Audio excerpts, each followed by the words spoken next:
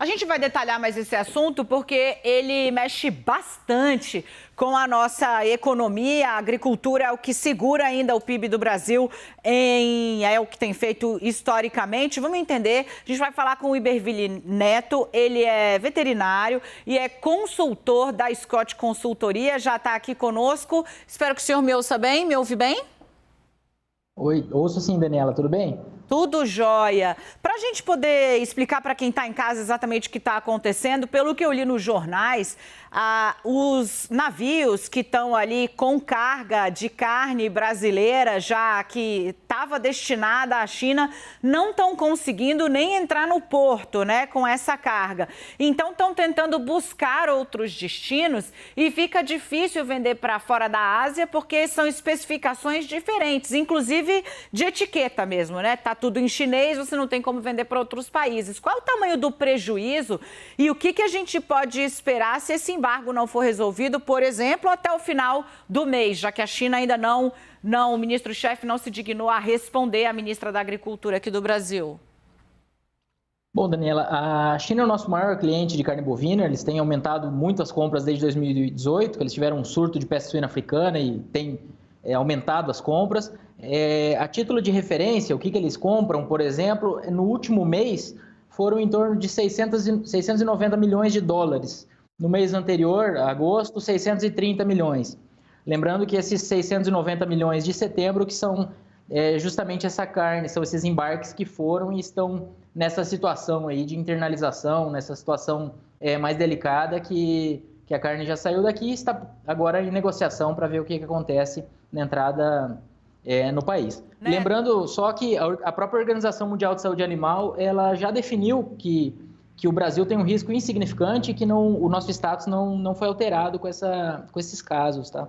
Neto, eu vou chamar aqui o Kenzo Matida, nosso âncora em Brasília, para falar com você, mas aí, só para completar muito rapidinho, se tá claro que o produto do Brasil é seguro, o Brasil é líder nesse mercado, tecnologia de ponta, lidera inclusive nas vendas de carne e fornecimento para outros países, então não tem ali uma preocupação sobre a qualidade da carne brasileira, mas aí começa a ter uma desconfiança no setor que pode ser algum tipo de má vontade política ou ainda é cedo para falar sobre isso? Daniela, eu acreditaria mais a negociação, a aproveitar a situação pelos chineses, pelos compradores, para tentar negociar, tentar ganhar um pouco de espaço, uma vez que nós somos os principais fornecedores deles e eles têm comprado muita carne bovina e, inclusive, projeta-se que essa importação chinesa de carne bovina cresça nos próximos anos. Ela deu um salto importantíssimo desde 2018, com essa lacuna de proteína de origem animal, no caso a proteína suína, que eles tiveram um problema de produção, que a produção deles é gigantesca. Então, eles têm comprado muito do mundo inteiro. E o Brasil, na carne bovina, se destaca. Então, talvez eles estejam em um momento um pouco mais confortável, até o preço da proteína suína lá tem caído, que demonstra que eles estão numa situação um pouco melhor de oferta do que estiveram alguns meses. Então, talvez eles estejam também com esse cenário mais calmo no que diz respeito a essa retomada, com esse propósito comercial. Neto, eu gostaria de saber até que ponto essa postura política, muitas vezes, do presidente Jair Bolsonaro, de fazer críticas ao país chinês, até que ponto, às vezes, essa postura crítica do presidente pode interferir na reconstrução de uma ponte aí, de uma negociação, para que esse embargo à carne bovina do Brasil caia na China? Até que ponto isso pode dificultar ou não essa reconstrução de uma ponte, então? Kenzo, eu acredito que quanto melhor a relação, isso só beneficia, né? Por mais óbvio que seja, mas no que diz respeito à China, a carne bovina, eles são muito pragmáticos e a ministra Tereza Cristina tem feito um trabalho excelente à frente do Ministério da Agricultura. Então, eu realmente, nessa situação, eu não acreditaria muito a questão política, porque eles têm comprado muita carne, são os nossos principais clientes desde 2019, e nós já estamos nesse cenário de relações menos próximas, né, entre os dirigentes dos países. Então, eu atribuiria a questões comerciais, mas uma relação mais próxima, sem dúvida, seria benéfica nesse ponto.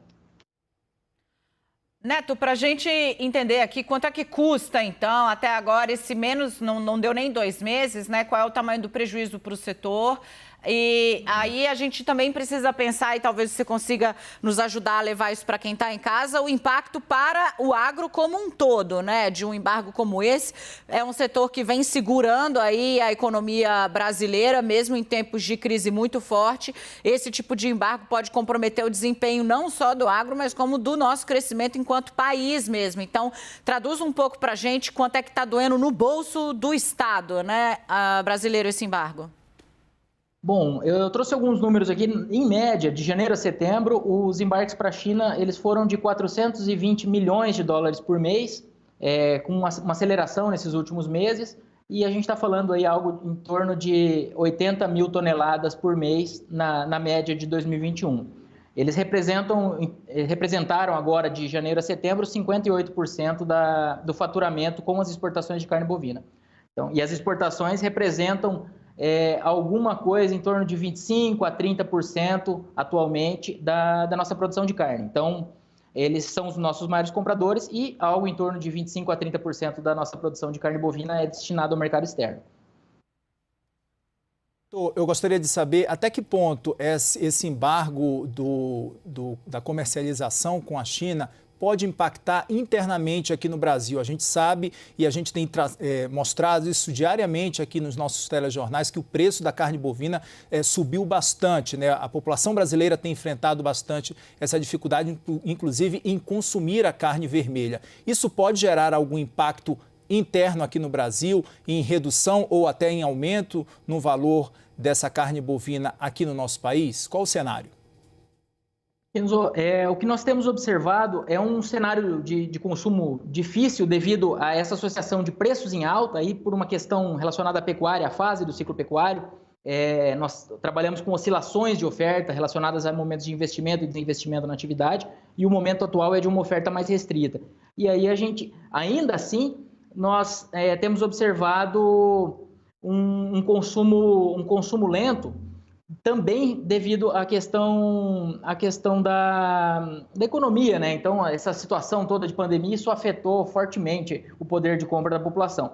Especificamente com relação à questão chinesa e o momento atual, o que nós temos observado é que os frigoríficos diminuíram a sua produção, então eles diminuíram a produção para a parcela que iria para a China, mas isso acabou diminuindo a produção de maneira geral. Então, nós tivemos queda no preço do boi gordo, uma queda mais sutil da carne no atacado, e essa carne no atacado ela vai ajudar a compor o índice geral de preço, a disponibilidade interna, os índices de inflação de atacado. E no varejo, que seria o nosso IPCA, o alvo aí das nossas análises quando a gente fala de economia, ele não houve uma desvalorização ainda dessa carne bovina, porque nós estamos no momento mais enxuto de oferta devido a essa conjuntura toda. Então, os frigoríficos, com receio do que ia acontecer, diminuíram um pouco a produção. Então, o elo que não teve alteração foi justamente para o consumidor final. Os outros elos eles tiveram um recuo, aí, tanto pensando no atacado, que é a carne vendida pelo frigorífico, como pensando no preço do boi gordo lá para o pecuarista. Ou seja, né, nem ali talvez refresco para o bolso do consumidor por um eventual excesso, né, de produto por conta da queda nas exportações não vai vir, já que os frigoríficos se anteciparam e diminuíram então a produção. Iberville Neto, ele é consultor da Scott Consultoria, ele é veterinário, trouxe aqui dados, números, enfim.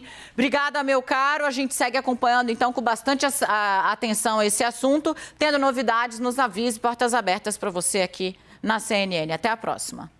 Obrigado, Daniela, Kenzo, um prazer. Um abraço a todos.